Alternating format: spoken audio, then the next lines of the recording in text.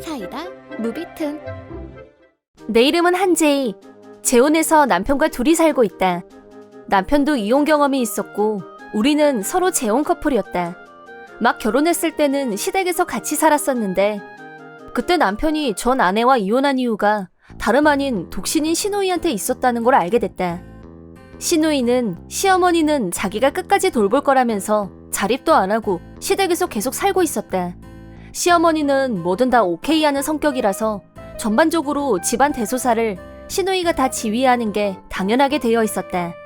직장도 안 다니고 집에서 권력자로 군림하면서 나한테 이래라 저래라 명령하는 시누이가 영 못마땅했다. 저녁 다 됐어요. 오늘 반찬은 소고기 감자조림이네. 아유 맛있겠다. 이걸로 무슨 반찬이 돼. 올케는 생각을 하면서 음식 만드는 거 맞아? 그래요? 미안해요. 맛은 또 왜 이래? 간도 제대로 안 됐고 난 이거 못 먹어. 인스턴트 카레 있지? 예, 미안하다. 제이 네가 이해해. 내가 너무 오냐오냐 키워서 그래. 남편은 우리 두 사람의 실랑이를 그저 보고만 있었다.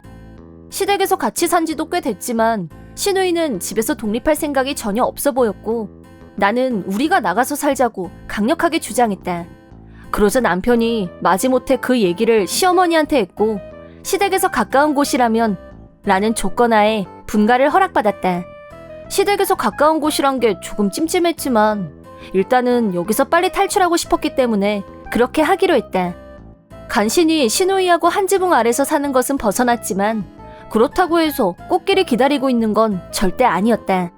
남편은 아버지가 일찍 돌아가신 후 혼자 남은 어머니를 늘 걱정했고 매달 생활비를 보내드리고 싶다고 해서 나도 재택으로 할 수 있는 일을 구해서 생활비를 보태기로 했다. 매달 80만 원을 생활비로 드려야겠다는 남편한테 나도 동의를 했건만 남편은 분가를 한 후에도 매일 시댁에 가서 저녁을 먹고 집으로 돌아왔다.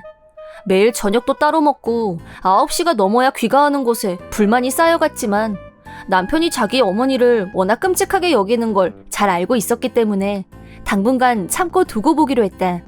하지만 나의 인내심에 한계를 느끼게 한 사건이 터지고 말았다.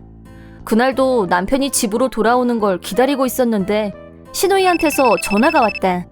여보세요? 올케한테 부탁이 하나 있는데 집에서 재수 기다리는 거 그만할 수 없어? 네가 그러고 있으니까 재수가 여기서 하루도 잠을 못 자잖아. 요즘 우리 엄마가 얼마나 외로움 타는지 알아? 안 그래도 남편이 어디서 살고 있는 건지 헷갈려서 속이 터지던 마당에 시누이의 어이없는 요구는 내 우라에 기름을 부었다. 늦게 집에 온 남편한테 내 기분을 다 털어놓기로 했다. 나왔어. 잠깐 얘기 좀 해. 왜 그러는데? 그동안 계속 묻고 싶었는데 당신 집은 어디야? 여기야 아님 시댁이야? 감정이 북받쳐서 눈물까지 흘리자 남편은 곤란한 얼굴로 그게 누나가 엄마가 외로워하니까 신경 좀 쓰라고 자꾸 그래서 라고 했다. 남편의 무책임하고 주관 없는 발언에 너무 실망한 나는 아무 대꾸도 하지 못했고 그날 밤 남편과 각방을 썼다. 다음날 친정엄마한테 전화해서 솔직하게 얘기했다. 친정엄마는 한 번 결혼하고 이혼까지 해본 남자 입에서 나온 말이 겨우 그거냐며 버럭 화를 내셨다. 친정엄마의 적극적인 조언을 들으며 남편을 재교육시키기로 했는데 우선 당분간 시댁의 출입금지를 권고했다. 그러자 이런 사정을 모르고 있는 시누이한테서 매일매일 전화가 걸려왔다. 남편이 없을 때는 내가 그 쓸데없는 전화를 감당해야 했고 스트레스가 이만저만이 아니었다. 재택근무라 마감 날짜를 지켜야 하는데 시누이 전화 때문에 일에도 지장이 생기고 결국 생활에도 지장이 초래될 위기였다. 이럴 땐 확실하게 선을 그어야 한다고 생각한 나는 시누이와의 전쟁을 불사할 각오로 내 생각을 모두 전달하기로 결심했다. 올케, 내가 할 얘기가 좀 있는데 이제 전화 그만하세요. 뭐? 아니, 엄마 일도 있고 상의할 게 형님이 책임지고 끝까지 돌볼 거라고 하셨잖아요. 전적으로 맡길 테니까 혼자서 결정하고 혼자서 다 알아서 하세요. 전 형님 목소리도 듣기 싫어요. 내가 말을 마치자 예상대로 시누이는 경로했다. 그렇게 안 봤는데 너 내가 누군지 몰라서 까부니? 어디서 기어올라? 열을 내건 말건 시누이를 무시하고 전화를 끊었고 그날 이후로 시댁과는 척을 지게 됐다. 남편한테도 물론 이 사실을 전달했지만 역시나 평상시처럼 이도저도 아닌 반응을 보였다. 하지만 이번엔 입장을 확실히 표명할 것을 요구했다. 나는 당신 누나하고 완전히 끝을 봤거든. 그래? 그럼 뭐 할 수 없지 뭐. 그래서 당신도 입장을 확실히 해줬으면 해서 나하고 가정을 이루고 살 건지 아님 시댁으로 갈 건지. 그게 무슨 말이야? 당신이 어머님 걱정하는 마음은 알겠는데 그렇다고 언제까지 누나 말만 고분고분 들으면서 살 건데?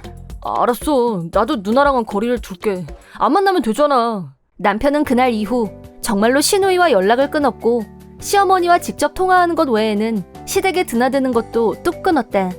나도 시어머니는 싫어하지 않았기 때문에 시누이한테는 비밀로 하고 가끔씩 셋이서 만나서 저녁을 먹기도 했다.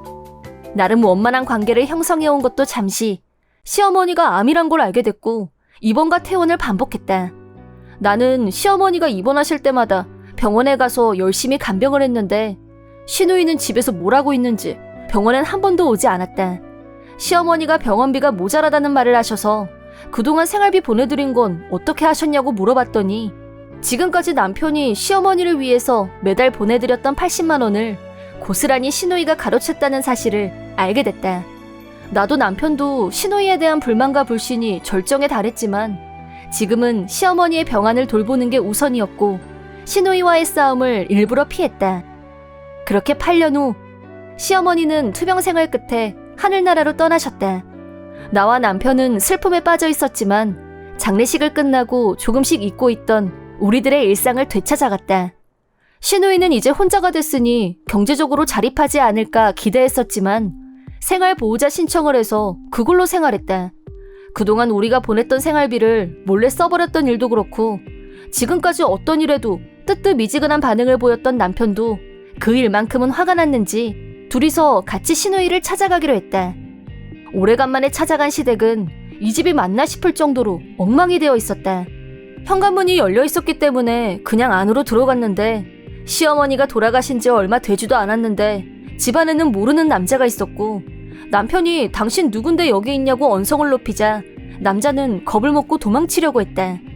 왜 대답은 안 하고 도망을 치는 건데? 남편이 남자를 붙잡고 질문을 하는데 남자의 핸드폰이 울렸다.